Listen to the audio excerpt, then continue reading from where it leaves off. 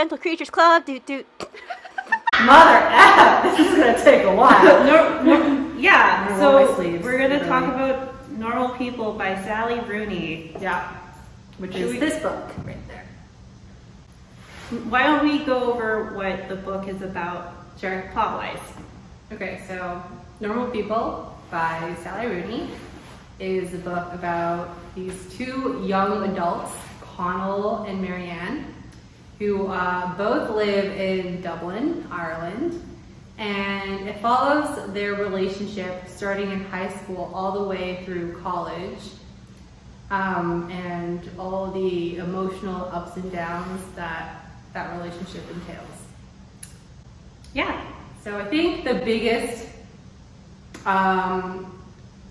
factor that drew us both into this book probably is the fact that it's so popular and it's got so much critical acclaim, and there is an entire TV show that was made based off of this book, and so clearly it is. People like it. Yeah, people like it. We were like, what's the hype? What's the deal, Leo? Yeah, we want to figure it out. Give us the tea. Yeah, we want to be in the in crowd of the literati. Mm-hmm. Yeah. So we're just like, okay, let's figure it out. Yeah.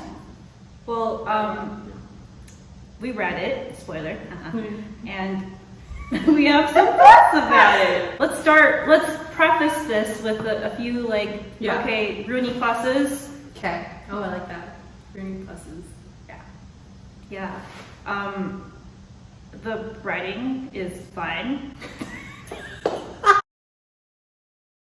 And this novel follows their relationship starting in high school all the way through college. So that is a brief summary of what the book's premise is. They're both young and hot. They're young and hot. White and hot. They're Okay, Irish. It doesn't matter. They're smart. That's the most important thing. They're not necessarily hot. That's up to whoever's interpretation of what hotness is. Yeah. But they are smart, goddammit. They They're, freaking super go to talented. Trinity, and they both got scholarships. Yeah, beauty and brains is what they have. They have everything going for them. They just don't know it. Yeah. No, That's actually, their problem. no, that's the problem. That's what makes them special, though. That's why they're unique and weird. That they're smart and they're sexy, but they don't know it. You know what I mean? Yeah. They know about each other. That's what gravitates them to one another. Part of it. It's like, you're smart, you're hot, you get me. Mm-hmm. Oh my gosh. But I mean, no. I would say other people do know Marianne is smart. And also anyone who makes it to Trinity can't be stupid. Mm. But they're particularly smart because they get those scholarships. Yeah. And the people around them comment on how smart they are. We don't get to see it because we never read their material. Connell's a great writer that we never read what he writes, and Marianne's really smart at debates, but we never see her debate. Yeah. We just have to believe it. And the rest of the people do, so I guess we have to, you know? Yeah. It's like footage not found. It's just that's one of the biggest problems I have with the book is she wants you to believe in so many things about the character. Like, they're not supposed to have it all, but they do. But you're supposed to not believe that they have it all. Yeah. But you're also supposed to believe that they do. You're supposed to really empathize with them. Yeah. On a very normal and human level, but they're sort of they're extraordinary. They're kids. extraordinary in a lot of ways. Well, she wants us to believe that. Yeah. She wants the best of both worlds for these characters without providing that insight for the reader. Yeah. So I think that's really irritating. If Marianne's supposed to be a good debater, we should see her debate. I want to see her chew out some dude in I don't know, history class or whatever. You know what I mean? A good scene of them participating in school and succeeding or not succeeding. I think that would have been really interesting, but I think every single chapter of the book is in and of itself a conversation between Marianne and Connell, and that's it. Or people sort of or their thoughts about the other. It's a lot of introspection. There's a lot of introspection going on in there. Yeah. Which is fine, but you know, there's other parts of them as characters that I think would have been really interesting to explore. Mm-hmm. But as we learn from watching that video where Sally Rooney talks about her writing in this book, she discusses how she kind of came up with the relationship of these two characters first, right? She went, thought of these characters, I want them to be in a relationship, and this book basically is writing about how that relationship unfolds. And so it's very clear that like there's no chicken or egg question here. It's very much like the most important thing is that there's a relationship between Marianne and Connell, and a character is meant to be either an obstacle to the relationship or someone to drive forward that relationship. It's very, very, like you see it from 1,000 miles away. Every single thing, every single conversation, every interaction, it's all geared towards moving along with that relationship. Not to say that that's like a ding on the book or on the genre of romantic writing. I think it's totally fine that it's just that it wasn't written so well, in my opinion. It was just so like, oh, it was so flat. It just felt so flat for me. I think it felt passionless too. Yeah. I guess we can talk about why perhaps that didn't work for us, why we weren't necessarily believing in their passion for one another. I did not feel anything for either of those characters. Like, honestly, I really did not care much for how their lives were going to turn out outside of their relationship with each other. Like, all I was shipping was Connell and Marianne. Barely, forever. Barely. And it was true. That's true. I didn't feel much reading the book. Like, genuinely, not a lot of feelings were evoked in the process of reading this novel. But you know, it's kind of a downer when I feel like the main purpose of a book is to evoke certain feelings or opinions or thoughts that somewhat, I would say, agree with the author's like purpose or objective, which I think is to make you fall in love with these two characters, or maybe, I don't know, empathize with them is probably a much better way of putting it. So yeah, I didn't really empathize with anything in the novel. Okay, looking at these notes, literally there were like 3 strikes, 2 of which weren't even strikes. They were actually pretty shady. One of them was like, their feelings make up the majority of the good writing in this book, which implies that most of it wasn't very good, or that like anything outside of their feelings is mediocre to them. As well, Sally Rooney plays into people loving reading about people falling in love, and that premise doesn't have to be well written. Oh my gosh, so people love the idea. A lot of people, not to say everyone, but a lot of them are interested in what other romantic relationships are like. Oh yeah. I love that. I love reading about romance. Yes. I love reading about people falling in love or falling out of love or anything related to relationships. It's interesting. Yeah, it is. So basically, what that strength is saying is that the sheer magnetism of just writing about any relationship, even the bare minimum, is enough to draw people in. Like, people just like relationships. We like the tea, we like the gossip, we like the tabloids, we like relationship drama. That's all it took, really. So she just basically took the golden formula and just made it into a novel. I'm not really sure what people call this. I think that's part of the appeal. At least for me, it's like I want to feel what the characters are feeling about this other person. Exactly. And I felt nothing.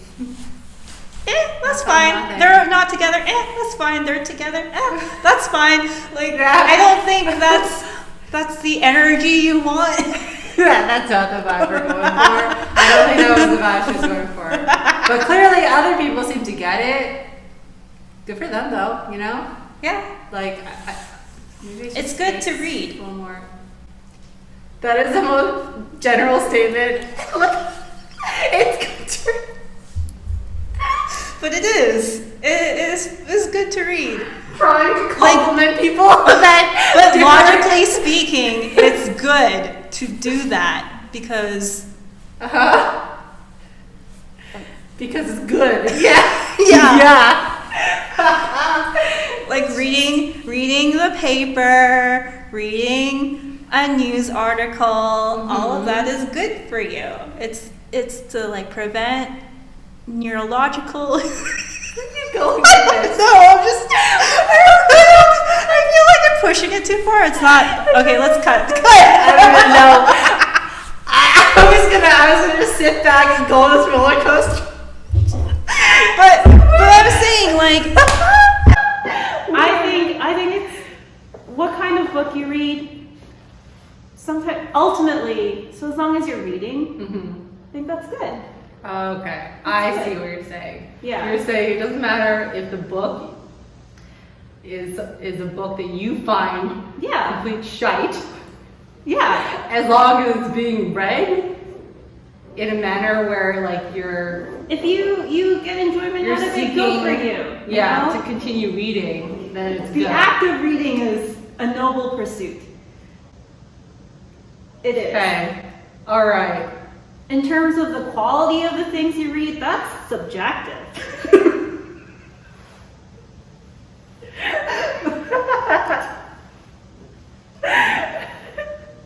Trying so hard not to diss anyone and yet dissing everybody.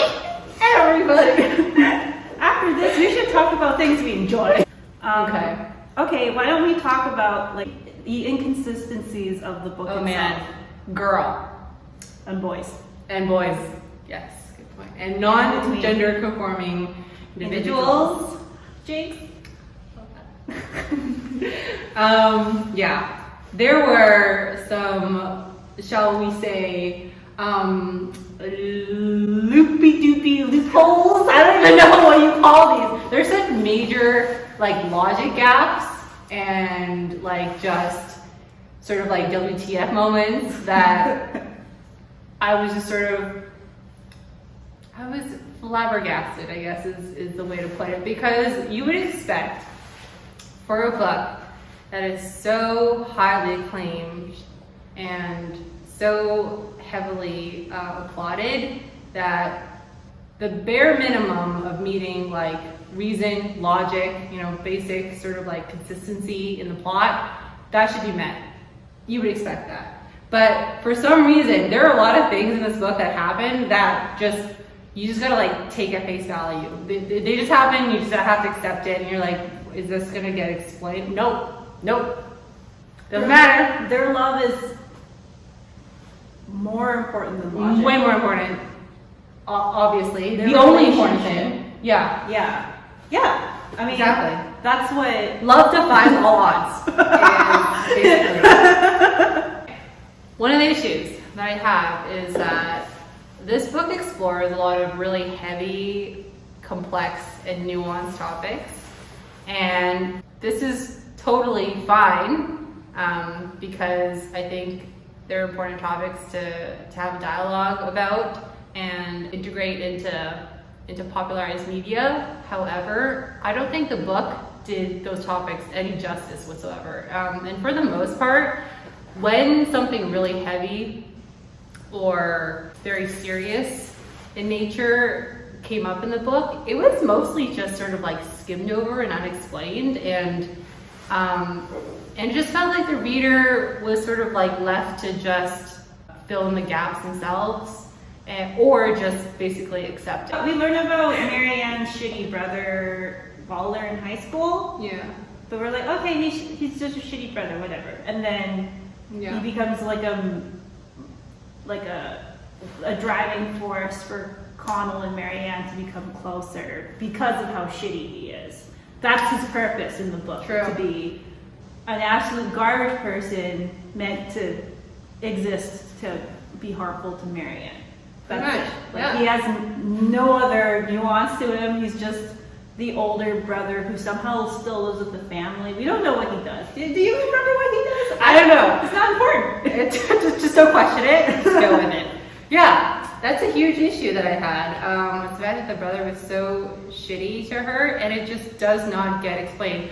The dysfunction in Marianne's family, unparalleled, honestly. That would have been interesting for maybe her something to talk about with Connell. Exactly. Maybe something to bring up to the guy that you're very intimate with, perhaps. Not that anyone's forcing you, but also it's like, it's such a huge part of her character development, I think. Well, okay, well, one of the issues I have is that there's very weak character development going on in the book, but it's such a huge part of her background. Your family is part of your upbringing. The fact that she lives with her mom, who is, the breadwinner. She makes a shit ton of money because it's just Marianne, her mom, and her brother, and her dad is out of the picture. That is unexplained as well.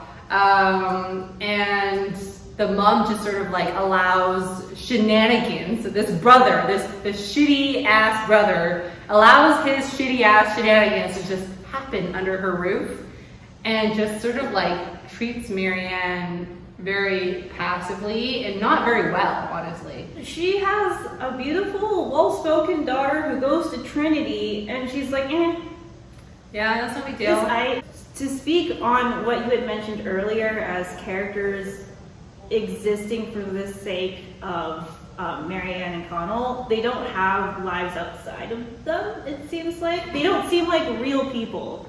Stuff that does not get explained in the book. Why is the brother still living at home? Because we know he's Marianne's older brother. And if Marianne is in her early 20s, this dude is at least in his mid-20s. So is he this much of a jackass because he's insecure about the fact that he's still living with mommy? Or but like... why doesn't his behavior spill out to other factions of his life? Like, shouldn't he be known as the town asshole or the town... the town asshole? I think it would have been nice to understand why Marianne is so passive with her brother. That's true. That doesn't the book sort of wants to like make the reader infer that a lot of her male relationships, her like romantic relationships outside of Connell, are in such disarray because she has such poor relations with, I guess, the main male in her family, which is her brother.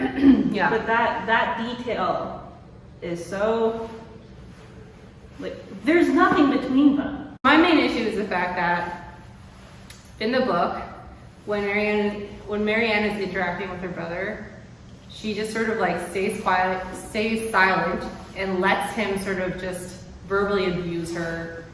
Also physically abuse her actually in the book. Mm-hmm. And she just kind of takes it. But then throughout the book, there are moments where it shows that she's not that weak. She stands up for herself. She stands up for herself against what's his face, James, who is the asshole that she dated briefly after college, I think it was. And there's a scene where James drops a wine glass that belonged to her dad. And she just went for it. She was about to lunge at that guy and just sort of like, I thought she was going to tear him to shreds, but then Connell stopped her. He got in between them because she was about to fight this little boy. And so that shows that she is willing to physically stand up for herself. And that is inconsistent with the fact that she just lets her brother do whatever he wants. And then the second part was like, I think actually earlier in the book, where during that debate scene in history class, she sort of just like verbally annihilates a guy in class. And according to her friend Penny, she's like, oh my God, you should have been there in that class. You should have seen Marianne just sort of crush that guy, and just like tear him to shreds with her cutting words or whatever it was. And so it shows that she's both, number one, able to speak for herself very eloquently, and number two, she's not scared to take on a guy and possibly hurt him with her own hands. And so it's just like those things just don't really add up to me when it comes to dealing with her brother. You can argue that like against certain people you are outside of your body and you aren't your normal self, and you can't argue against someone like who's a consistent abuser, you're trying to protect yourself, so you stay as like small and outwardly insignificant to them as you can. Okay, that's a valid argument, but it's not argued. Exactly. It's not explored. That's something that she wants us to infer. Yeah. But like literally in the book, all that happens is the brother appears in the scene. He says some nasty shit to Marianne. Marianne stays quiet about it, and then he just goes away or something. Or like if she tries to stand up to him, he'll like get really aggressive and mean about it. The mom is nowhere to be found in any of these situations, and like that's something that I question. Like, what is her relationship with her son, where she lets him do whatever he wants? What happened between these two people as well? And how has their relationship soured the entire family? That's interesting. Yeah, that's like, something worth exploring, but wasn't explored. The other thing is that Marianne's father is not around anymore, and that's never touched upon. All we know is that all we know is that Marianne's dad is gone. Maybe we should talk a little bit about Connell. Connell also doesn't have a dad. He only has his mom, who had him when she was quite young. Mm-hmm. His mom worked as the housekeeper for Marianne's family. That's how Marianne and Connell first got to know each other. Yeah. Neither of them have father figures, which is something that they have in common, but doesn't really get explored that much in the book. It gets mentioned for sure, and it must, sort of inform the way that they interact with the world and in their relationships with people. But there's not a whole lot that goes into describing that. They are really different in that, yes, in high school, like popularity, Connell was popular, Marianne wasn't, and then in college it kind of flipped around. And the second thing is that I think Connell's relationship with his mother is a lot healthier, or it actually exists with Lorraine, his mom, whereas with Marianne, she doesn't talk to her mom. I think they low-key hate each other, not low-key, pretty high-key. They don't have any, there's zero I think connection hate there. means that there's emotions, and there just aren't. It's like barren, for emotions. There are no emotions. And I would like to know why. I think Lorraine would have been a more interesting character to get to know as well, because she has a moral backbone, it seemed like, when she called Connell out when he had treated her so poorly with not inviting her to the dance and wanting to keep the relationship a secret. But then after that scene, she's just not part of the book anymore. That's the thing with the come and go. They come and go as they please, the side characters. That's true. Yeah, you're right. And they're so obviously side characters, and they're just to do their job to move along the relationship between Marianne and Connell, that it just sort of becomes it's kind of disappointing almost. Yeah, right? For sure. Some characters are so poorly and flatly written, like Marianne's one-dimensional brother, that you're we can. He's annoying. That's enough. We don't need enough of this. We have enough of this side character now. But Lorraine was actually interesting, and then she's just there to drive along whatever's going on between Connell and Marianne, right? At that time in their life, yeah. Exactly. One of the reasons why Connell becomes less popular in university is because he feels such a difference with the rest of his peers, and that he doesn't have a lot of money. Okay. But then that's not really. It doesn't get talked about that much. Let's be real. He seems to get over it quite well. No. Okay, this may be projecting a bit, but when I went to university and I had my issues, it consumed me. Yeah. Thoughts about other people not liking me, other people not getting me. Is the rest of my life gonna be like this? Mm-hmm. Oh, it's okay. I'm fine now. But those sorts of thoughts do happen, and for him, it's just this sucks. Yeah. Marianne! Wait, she's popular? Oh, okay. Well, that's... Okay, well, that's cool. I get to see her. Yeah, and then they bang. a lot, and they get together. And then they break up for miscommunication issues. I gotta be careful here. Miscommunication happens. Communication's one of those things. I understand. It's simple but not easy. I get it. But man, this one was like, wait, what? I had to reread. I was like, wait, what happened? When did they break? He had to move out because he couldn't pay the rent. Something to do with his roommate also moved out, so he couldn't afford the whole place. It was rent related. And he could have just asked, hey, Marianne, do you mind if I like crashed at yours? And apparently, they didn't have the courage to do that. They didn't have the courage to openly discuss their feelings for one another. And that's the thing that everyone is talking about, that like everyone seems to relate to in this book. They're like, oh my goodness, this like, the misunderstanding, the miscommunication, it like breaks my heart. It's so heart-wrenching. And I'm like, y'all just gotta say a few simple words. You guys are literally like poets or something. I don't know. I thought y'all were super in touch with your like innermost feelings, and you could like, you know, elaborate on extremely complex topics. And it's just like, and you guys can't come to terms with the fact that like Connell needs a place in the summer and needs to like chill for a bit at Marianne's house or whatever. Like that can't be a conversation to be had. I'm so confused by that. Like it just made no sense. These are smart adults, young adults. I'm pretty sure if I was 21, I would have given it a shot. I would be like, hey, I'm like broke as fuck. I need some help. I need like 1 month. I just need to spend 1 month living with you. You know what I mean? But apparently their relationship or whatever this is so like complicated, so complex. You know what I mean? It's just so like, they're so close, it's so far apart. I'm like, you guys text every day, and then y'all email like constantly. I don't know if it's every day, but it was so regular. You guys would write to each other. Who writes emails like that? First and foremost. But anyway, they would write to each other all the time, and you guys couldn't gather up just like this tiniest amount of like. Probably a matter of pride for Connell.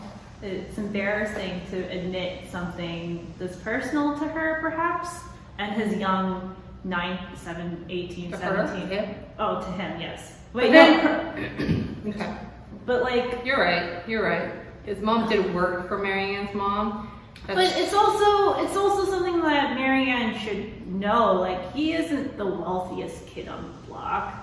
I am pretty sure, like during that interview, Sally Rooney said herself, this book isn't about classism. I'm not trying to make any sort of statement on class or anything like that. He just happens to be from a not super well-to-do family, and maybe it is, okay, maybe it was really embarrassing. I did not get that sense from Connell. Like, I don't think he was super like hush-hush about having to work 2 jobs or no, I don't think so get himself either. through college, and